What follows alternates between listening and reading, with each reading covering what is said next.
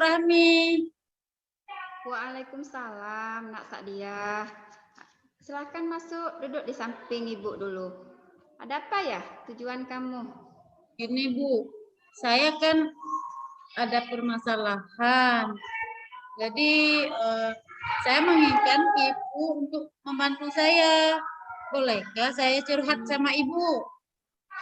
Oh, boleh, Nak. Kita langsung ngobrol di sini atau kita pindah ke halaman sekolah saja? Halaman sekolah saja, Bu. Boleh kan? Tentu boleh. Dengan senang hati. Ayo kita ke sana. Makasih, Bu. Iya, baik. Sa'diah, Ya. hal apa sih yang hendak kamu ceritakan sama Ibu? Begini, Bu. Saya kan merasa diperlakukan tidak adil sama guru geografi. Oh. Nilai saya kan, Bu. Iya. Nilai saya selalu jelek, Bu. Oh, begitu. Nah, setelah kamu ceritakan ini nanti, apa yang ingin kamu capai?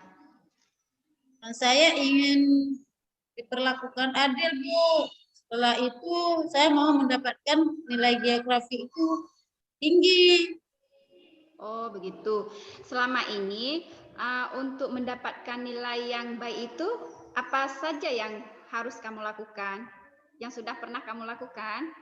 Saya begini, Bu, setiap pulang sekolah, sorenya saya selalu belajar di rumah. Saya buka lagi buku paket. Kadang-kadang kan, Bu, sekali saya belajar melalui handphone, Bu.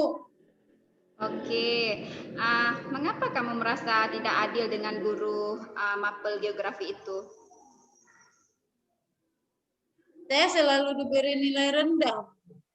Padahal kan menurut saya sudah belajar maksimal. Dan saat ujian kemarin itu, saya bisa jawab. Jadi saya jadi berpikir, sepertinya saya diberi nilai rendah. Karena? Kenapa? Rani cerita. Gak apa-apa. Kalau kita tidak tahu masalahnya, nanti kita tidak tahu solusinya apa. Ayo coba cerita. Kenapa masalahnya ini, itu Bu, apa? saya nggak berani cerita ini sama Ibu. Takutnya nanti kan kalau sampai Bapak guru geografinya tahu, justru beliau jadi tersinggung sama saya atau bagaimana? Nggak apa-apa, diceritain dulu, nanti kita cari solusinya sama-sama. Iya, Bu. Ini, Bu, saya merasa apa karena saya tidak pernah ikut les privat ya? Kan? Oh, kalau boleh tahu, kenapa ya kamu tidak ikut les privat itu? Ini, Bu, kami kan di rumah itu kan tinggal bertiga. Ada kakak satu sudah pergi ke Banda Aceh. Jadi bapak saya itu kan cek, ibu saya jaga warung. Biasanya kalau pulang sekolah itu saya yang jaga warung, gantiin ibu ngerjain tugas rumah yang lain. Itu, Bu. Iya, bagus itu. Sa'diah termasuk anak yang rajin. Nah, kalau diumpamakan dengan nilai, seberapa persen sih usaha Sa'diah untuk memperoleh nilai yang baik? Mana ya, Bu? Emangnya sih saya 100%, Bu. Tapi setidaknya 80% lah, Bu.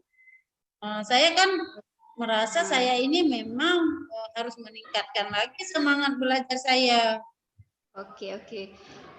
Adakah hal lain yang menyebabkan Sa'diah mendapat nilai rendah dari guru itu? Ada nggak hal lainnya? Saya merasa begini, Bu. Saya kan jarang komunikasi dengan Pak Jufri yang guru geografi kan di kelas, terutama yang saya kan tidak ikut les sama beliau. Jadi saya jadi kurang dekat lah sama beliau. Oh. Mungkin Nah, karena itu. selain iya iya iya, selain Pak Guru itu tidak mengenal Sadiah, adakah hal lainnya yang lagi, adakah hal lainnya lagi? Saya memang Bu, selama ini begini Bu, saya kan menduga kan, saya kan merasa nilai saya rendah apa karena ikhlas ya. Tapi kan saya nggak berani pastikan Ya. juga karena saya juga memang dalam pelajaran geografi itu kurang di hafalannya. Oh, iya iya. Karena kan geografi itu kan banyak menghafal. Jadi kadang-kadang untuk materi-materi tertentu saya kurang paham, kurang dapat mengingat mata pelajaran Oh, itu. begitu. Iya iya. Eh, Terus Biasanya kalau di rumah itu saya sering belajar lagi. belajar lagi Oh, untuk bagus itu. mengingat kembali materi yang sudah Mm-mm. disampaikan. Mm-mm. Ya bagus itu. Kamu berarti mau meningkatkan belajar lagi di rumah dengan dengan membaca-baca buku lagi ya. Iya, Bu. Ya, nah, dari hal-hal yang telah Sadia sebutkan, kira-kira solusi apa yang kamu pikirkan untuk meningkatkan nilai kamu lebih baik lagi? Begini Bu, selama ini kan saya merasa nilai saya rendah karena Pak Jufri itu tidak senang sama saya karena saya nggak ikut les privat. Apalagi kan saya pernah dengar di kelas itu beliau itu agak kurang senang dengan nggak ikut les. Saya kan jadi merasa Bu, tapi kan entah Pak Jufri memang sampaikan itu untuk menyindir saya kan kurang tahu. Jadi karena itu saya jadi kurang gimana lah Bu, kan jadi kurang semangat belajar sama beliau. Ya. Jadi saya sekarang rencananya begini, biar tidak ada prasangka di hati saya Ya. ingin jumpa Pak Jufri untuk bicara secara langsung. Oh iya iya iya, bagus itu. Bagus itu. Berarti kita harus ini dulu ya, menjalin komunikasi dengan Pak Juprinya dulu. Nah, dari solusi yang kamu pikirkan tadi, aksi apa ya yang dapat Sadiah lakukan?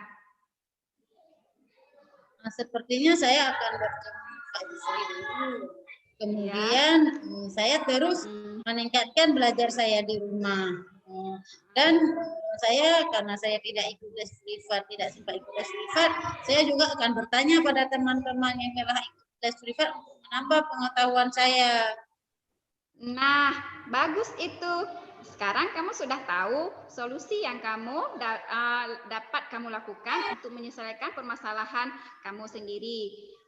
Nah, dari aksi yang kamu rencanakan, yang mana yang akan kamu lakukan terlebih dahulu? Saya ingin bertemu Pak Kusri dulu agar kami kan bisa bicara dari hati ke hati. Dengan begitu Pak Kusri akan lebih memahami saya dan beliau tahu kenapa sebenarnya saya tidak ikut les privat. Saya kan juga tahu maksudnya bisa menjelaskan kondisi saya saat ini sama Pak Jufri. Ya, ya, ya. Kira-kira bagaimana ya cara kamu melakukannya? Saya akan coba minta waktu beliau untuk berbicara tentang masalah yang saya hadapi. Oh ya, bagus itu. Kamu akan menjumpai beliau. Itulah Bu, masalahnya kira kapan ya? Saya tidak tahu jadwal beliau di kelas. Mohon bantuannya ya Ibu. Iya, memangnya geografi itu hari apa saja? Selasa dan Kamis Bu. Rencana saya setelah hari Kamis apa ya? Setelah hari Kamis saya jumpai beliau. Oh ya, berarti kamu sudah tahu ya mapel geografi hari Kamis dan kamu akan jumpai Pak Jufri itu hari Kamis. Oke. Baik, selanjutnya ya, Ibu mau tanya lagi nih, apa ukuran keberhasilan dari rencana aksi Sadia ini? Saya maunya Pak Jufri itu memahami kondisi saya. Kemudian nantinya ada peningkatan belajar saya, Bu. Iya. Bagaimana cara kamu mengatasi kalau ada kendala atau masalah dalam melakukan aksi kamu? Saya akan minta bantu ke wali kelas saya, Bu. Oh, iya. Dengan senang hati nih, Ya, Ibu akan menjembatani kamu bertemu dengan Pak Jufri. Nah, Ibu mau bertanya lagi nih, kira-kira apa komitmen kamu terhadap semua rencana ini?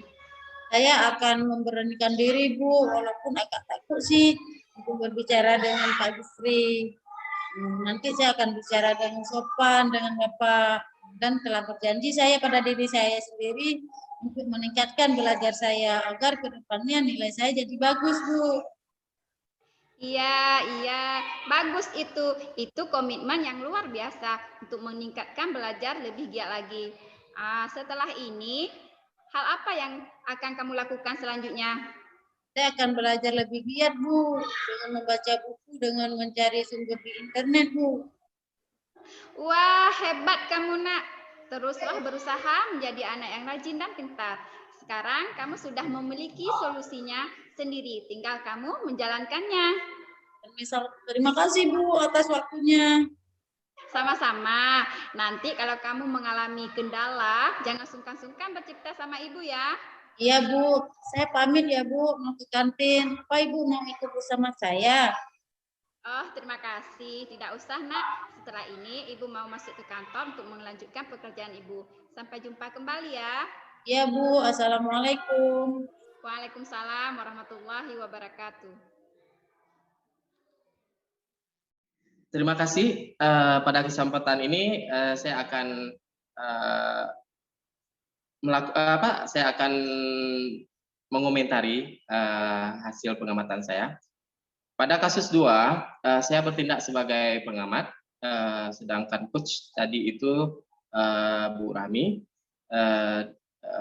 yang bertindak sebagai coachnya Ibu Sadia.